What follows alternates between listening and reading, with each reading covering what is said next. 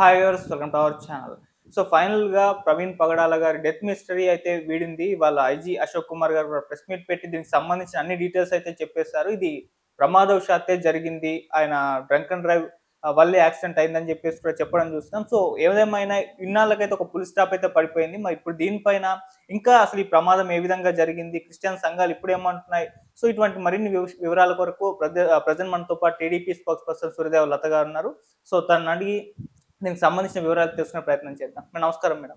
నమస్తే మేడం, గత కొంతకాలం నుంచి కూడా ప్రవీణ్ పగడాల గారి డెత్ మిస్టరీకి సంబంధించిన ఎంతో చర్చనీయాంశంగా మారడం మనం చూస్తాం. క్రిస్టియన్ సంఘాలు ఆరోపించడం, పాస్టర్లందరూ కూడా ఆందోళన వ్యక్తం చేశారు. ఇది లేదు, సూసైడ్, ఇది మర్డరే, దీని వెనకాల కుట్ర కోణం ఉందని చెప్పేసి కూడా వాళ్ళు ఆరోపించారు. సో ఇవాళ ప్రెస్ మీట్ పెట్టేశారు అశోక్ కుమార్ గారు. లేదు, ఇది ప్రమాదవశాత్తే జరిగింది, డ్రంక్ అండ్ డ్రైవ్ 3 సార్లు పడ్డారని కూడా చెప్తున్నారు. మరి ప్రమాదం ఏ విధంగా జరిగింది? అశోక్ కుమార్ గారు ఇంకేం వివరాలు ఇచ్చారు మేడం దీనికి సంబంధించి? అంటే ఇది గతంలో నుంచి అందరూ కూడా అప్పుడు అంటే నాకు అనిపిస్తుంది ఒక్కటే ఫస్ట్ నుంచి చూసినప్పుడు ఈ సిచ్యువేషన్ ఇదంతా మనం చేసినప్పుడు ఫ్యామిలీ గురించి మాట్లాడాలి. ఫ్యామిలీ వాళ్ళు ఎప్పుడు కూడా ఇది హత్య చేశారు అనే మాట వాళ్ళు ఎప్పుడూ అనలేదు. వాళ్ళు చాలా అంటే చాలా వీళ్ళు ఎంతమంది ప్రోత్సహించినా, ఎంతమంది పార్టీలు వాళ్ళ మీద ఒత్తిడి తీసుకొచ్చినా, అంటే వైసీపీ లాంటి వాళ్ళు కొంతమంది పాస్టర్లని హయ్యర్ చేసుకొని వాళ్ళతో మాట్లాడిచ్చి, రెచ్చగొట్టే మాటలు మాట్లాడిచ్చి, ఆ ప్రాంగణం అంతా కూడా హత్య జరిగిద్దనేటట్టు వాళ్ళు కల్పితం వాళ్ళని సృష్టించి ఇన్ని చేసినా కూడా వాళ్ళ ఫ్యామిలీ ఎక్కడా కూడా ఓపెన్గా ఎక్కడ స్టేట్మెంట్లు ఇవ్వటం కానివ్వండి, ఇది హత్య చేశారు అనే మాట కానివ్వండి, వాళ్ళు ఎక్కడా అనలేదు. సరే, తర్వాత ఆ రోజు చెప్పలేదు, తర్వాత కూడా ఆవిడ ప్రెస్ మీట్ పెట్టి, ఈ ప్రెస్ మీట్ కాదు కానీ ఆవిడ ఒక వీడియో రిలీజ్ చేశారు. ఇది నాకు నమ్మకం ఉంది, పోలీస్ డిపార్ట్మెంట్ వాళ్ళ ఇన్వెస్టిగేషన్ కరెక్ట్గా జరుగుతుంది, సో అప్పటి వరకు ఎవరు ఏం మాట్లాడకండి అని వాళ్ళు చాలా హుందాగా వాళ్ళ సతీమణి చెప్పటం కూడా, జెసికా గారే అనుకుంటా, తను చెప్పటం కూడా జరిగింది. కానీ ఇప్పుడు ఏది ఎక్కడ ఏం జరిగినా ఫస్ట్ రియాక్ట్ అయ్యేది ఫ్యామిలీ. ఎందుకంటే అక్కడ ఫోన్పేలో గూగుల్ పేలో ఏదో ఒకటి చేసినప్పుడు ఫస్ట్ వాళ్ళకి స్టేట్మెంట్ అంటూ తెలుస్తుంది కదా, ఎక్కడెక్కడ స్టేట్మెంట్ ఏది, ఎక్కడెక్కడ ఎంతంత డ్రా చేశారు. సో పెట్రోల్ బంక్లోకి వెళ్ళినప్పుడు అక్కడ డ్రా చేయడమే కానివ్వండి, మద్యం షాపులకు వెళ్ళినప్పుడు కానివ్వండి, ఇవన్నీ కూడా పకడ్బందీగా ఉన్నాయి కదా. సరే, ఆయన ఒకవేళ హైదరాబాద్ నుంచి ఇన్సిడెంట్ జరిగిన చోటు వరకు కూడా ఎన్ని సీసీ ఫుటేజ్లు కలెక్ట్ చేశారు, ఎన్ని రోజుల దాని మీద వర్కౌట్ చేశారు. మనము ఇది హత్య అని ఒక అనుమానం వస్తున్నప్పుడు జనాల్లో అలాంటిది రేకెత్తించాలని చెప్పేసి వైసీపీ లాంటి ఆ పార్టీలో అంటే కొంతమంది పాస్టర్స్ వైసీపీ నాయకులుగానే బిహేవ్ చేశారు. సో వాళ్ళు మత కలహాలు సృష్టించాలని చెప్పి చేసిన ప్రయత్నానికి తొందరగా ఈ కేసుని పోలీసులు కూడా ఒక ఛాలెంజ్గా తీసుకొని, సో నిజాలేంటో ప్రజలకు తెలియచెప్పాలి, ఇది మత ఘర్షణల వరకు వెళ్ళిపోతే రేపు రాష్ట్రం అల్లకొల్లోలం అయిపోతుందని, సో వాళ్ళు ఎంత సీరియస్గా ఈ ఇష్యూని తీసుకొని వాళ్ళు పిన్ టు పిన్ వాళ్ళు మొత్తం విడమరిచి చెప్పడం జరిగింది. అంటే ఏ సిచ్యువేషన్లో ఎంతెంత టైంలో ఎక్కడెక్కడ ఉన్నాడు, ఎక్కడ పడిపోయారు, ఆయనతో మాట్లాడిన వాళ్ళు ఎవరు, ఆయన ఒక టీ తాగాలన్నా ఎవరైనా టీ షాప్లో వాళ్ళే కానివ్వండి, ప్రతి ఒక్కళ్ళని కూడా వాళ్ళు క్షుణ్ణంగా పరిశీలించి కానివ్వండి, వాళ్ళ ఎంక్వైరీ చేసి, సో మొత్తం రిపోర్ట్ తీసుకున్న తర్వాత ఐజీ గారు మాట్లాడటం జరిగింది. మీరు చూడండి, ఫస్ట్లో వాళ్ళు లిక్కర్ షాపులకి వెళ్ళి ఆయన తీసుకున్న దాన్ని కూడా ఏదైతే డిపార్ట్మెంటు ఆ ఫుటేజ్ చూపెట్టిందో దాన్ని కూడా వీళ్ళు ఇంకొక రకంగా మాఫింగ్ చేయటం మొదలుపెట్టారు. ఒక గెడ్డం ఉన్న వ్యక్తిని పెట్టడం, ఇవన్నీ కూడా ఎంత దారుణం అంటే, మీరు పైసల కోసం పాస్టర్లే దీనిలో. నేను పాస్టర్లు కూడా అందరినీ నేను తప్పని అనట్లేదు. కొంతమంది పాస్టర్స్ అప్పుడే కూడా వ్యతిరేకించారు. ఇది రిపోర్ట్ వచ్చే వరకు ఆగండి, ఇలా మాట్లాడటం కరెక్ట్ కాదని కొంతమంది అన్నారు. నేను అంటున్నా, దానిలో అందరినీ నేను తప్పు పట్టట్లే, కానీ ఎక్కువ శాతం నోటికి వచ్చినట్టు మాట్లాడారు. సో ఈరోజు ఏంటి పరిస్థితి? ఈరోజు క్లియర్ ఫుటేజ్లో ఆయన ఇంకా జూమ్ చేసి దగ్గరికి చూపెట్టారు. ఆయన ఫోటోని జూమ్ చేసి చాలా దగ్గరికి క్లియర్గా కనపడుతుంది. ఇంకోటి ఏంటంటే, ఆయన పడిపోయిన ప్లేస్ దగ్గర నుంచి ఆయన వెళ్ళిపోతున్నప్పుడు ఆయన వెనకాల అంబులెన్స్ కూడా ఉంది. సో అంబులెన్స్లో వెళ్ళమని చెప్పి వాళ్ళు రిక్వెస్ట్ చేశారు, మీరు ట్రీట్మెంట్ తీసుకోండి అని రిక్వెస్ట్ చేయటం, ఇది కూడా ఫుటేజ్ కూడా చూపిస్తున్నారు. ఆయన స్పెట్స్ ఇరిగిపోయింది కూడా లిక్కర్ షాప్‌లో మందు తీసుకుంటున్నప్పుడు చూపెట్టారు. హ్మ్. ఇన్ని ఎవిడెన్స్‌లు ఇంత పక్కా ఆధారాలు ప్రతి చోట ఆయన ఎక్కడెక్కడ, ఎప్పుడెప్పుడు, ఏ ఏ టైం, ఏ ఏ నిమిషాలు అక్కడ ఎక్కడ స్పెండ్ చేశాడనేది మొత్తం ఎవిడెన్స్ చెప్తున్నారు గదా! అంటే ఇది రాజకీయాల కోసం మత విద్వేషాలు రెచ్చగొట్టాలని కొంతమంది పాస్టర్సు జగన్మోహన్ రెడ్డి గారి ఆదేశాలు పాటించడంతో హ్మ్. ఇంత ఈ ఈ 15, 20 రోజులు ఇంత చర్చ నడిచిందా? ఇప్పుడు ఆయన మీద చాలా మందికి ఒక పాస్టర్‌గా ఉండటమే గానివ్వండి, ఆయన స్పీచెసే గానివ్వండి, వాళ్ళ మతంలో కొంతమందికి ఒక గౌరవం ఇవన్నీ ఉంటాయి. ఎవరికైనా ఉంటది కదా! సో, అలాంటిది ఆయన ఒక తాగుబోతుగా చిత్రీకరించే రోజు తెప్పించింది మీరేగా? హ్మ్. ఈ పాస్టర్సే గదా తెప్పించింది. అవును. సో, ఆయనకొక గౌరవం లేకుండా జేసిన వాళ్ళు వీళ్ళేగా. నేను గతంలో గూడా అదే చెప్పా. హ్మ్. ఇప్పుడు వాళ్ళు తాగితారు అన్న దానిలో ఎవరిని తప్పు పట్టాల్సిన అవసరం లేదు. మందు హ్మ్. తాగుతున్నారనంటే వాళ్ళకది రూలు, పద్ధతి, తాగకూడదనే నియమం గాని అలాంటివేమీ ఉండకపోవచ్చు. నేను హిందూ మతంలో అయితే అది ఉంటది. సో, తాగి డ్రైవ్ చేస్తే వాళ్ళు గురువులుగా ఎవరు కూడా తీసుకోరు. వాళ్ళు పంతులుగా పౌరోహిత్యానికి పనికిరారనేటట్టు కూడా మాట్లాడతారు. మద్యం, మాంసం అనేది వాళ్ళకి నిషేధం కాబట్టి. సో, పాస్టర్ల విషయంలో అది లేకపోయుండొచ్చు ఆ నియమాలు. వాళ్ళు తాగుతారంటే తప్పని ఎవరు అనరు. సో, తాగిన దాన్ని తప్పనరు. కానీ తాగి డ్రైవ్ చేయటం అనేది ఎవరైనా నార్మల్ పీపుల్ ఎవరైనా గూడా చేసినా తప్పే గదా! పబ్లిక్ చేస్తే ఇప్పుడు కేసులు పెట్టట్లేదా? హ్మ్. వాళ్ళు కోర్ట్‌లకెళ్ళి ఫైన్ కట్టట్లేదా? సో, ఆ పాస్టర్ గారు తాగారు. ఆయన ప్రవీణ్ గారు తాగారు.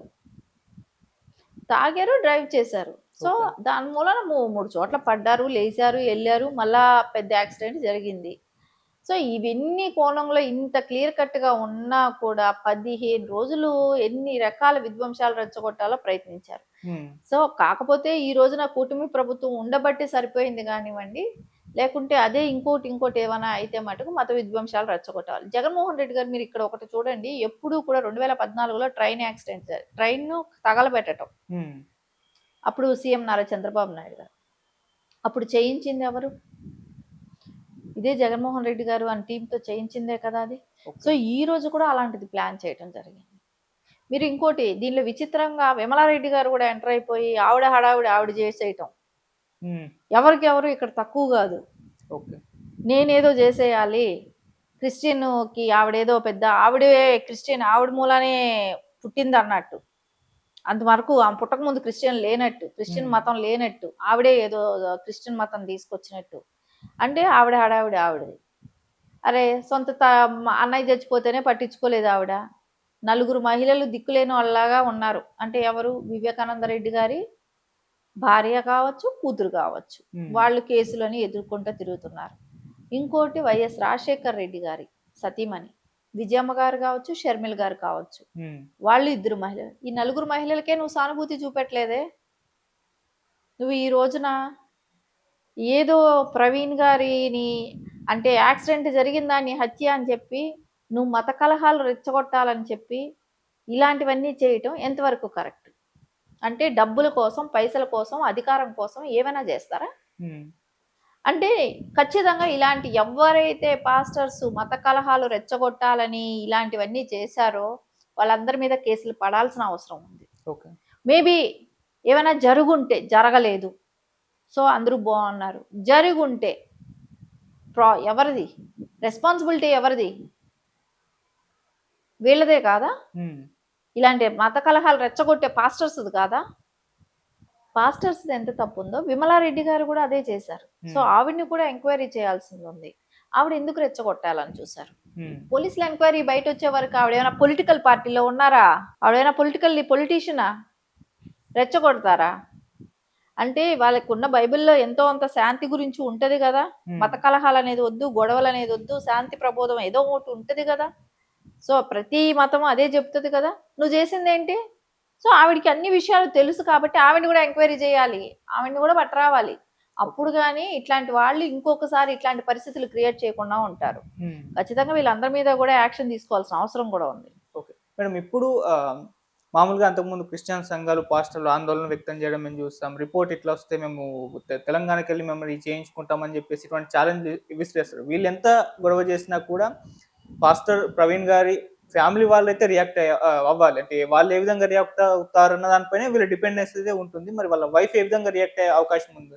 సో, దీన్ని ఓకే అంటారా ఈ రిపోర్ట్‌ని? ఇప్పుడు హర్షవర్ధన్ గారు కదా! అవును. ఇది చెప్పింది. హ్మ్. అది నిజంగా ఆయనకి విజ్ఞత కుదిరేయాలి. ఆయన రాజకీయంగా అన్ని సంవత్సరాలున్నారు. అలాంటి వ్యక్తి అలా మాట్లాడటం ఏంటో అసలు అర్థం కాలేదు. హ్మ్. ఆహ్, ఆయన అన్నది కూడా నవ్వొస్తుంది. ఏదైనా వెళ్తే సీబీఐకెళ్ళండి అని మాట్లాడతారు. హ్మ్. అంతేగాని ఇది ఏంటి పక్క రాష్ట్రంకెళ్ళి చేసుకోమంటం అనేదేంటి? అంటే కాంగ్రెస్ గవర్నమెంట్ పక్క రాష్ట్రంలో ఉంది కాబట్టి చేసుకుంటామంటారా? ఎక్కడైనా ఇదుందా? ఇప్పుడు స్టేట్ గవర్నమెంట్ న్యాయం జరగలేదంటే సెంట్రల్ గవర్నమెంట్‌ని అడుగుతారు ఎవరైనా. ఏ స్టేట్‌లో జరిగినా అదే జరుగుతది. అవును. ఇదెక్కడ ఇది?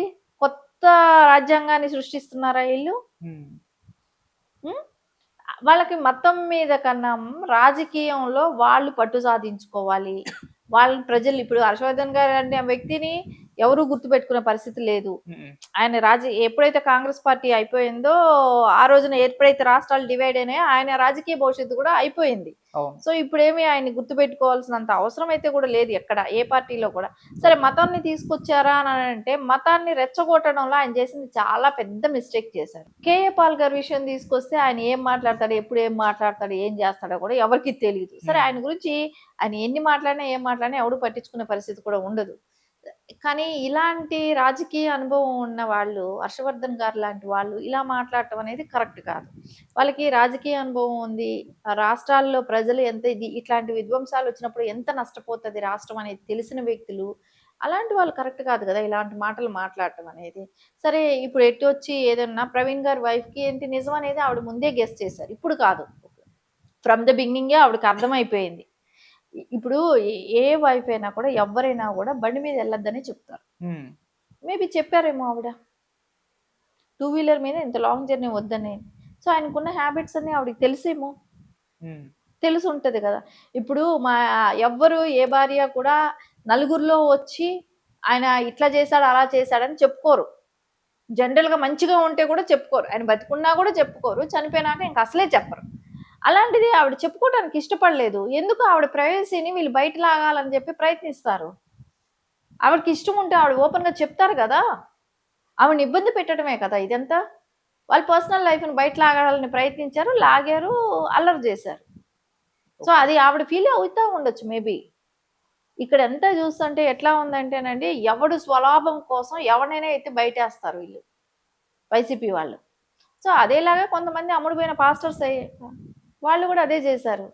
ప్రవీణ్ గారి చనిపోయిన బాధ కన్నా మేము హైలైట్ అవ్వాలి, మేము హ్మ్. సంపాదించుకోవాలి, మా రాజకీయ మనుగడ ఉండాలి. ఇలా రకరకాలైన ఆలోచనలతో దాన్ని అలా ముందుకు తీసుకెళ్లారు.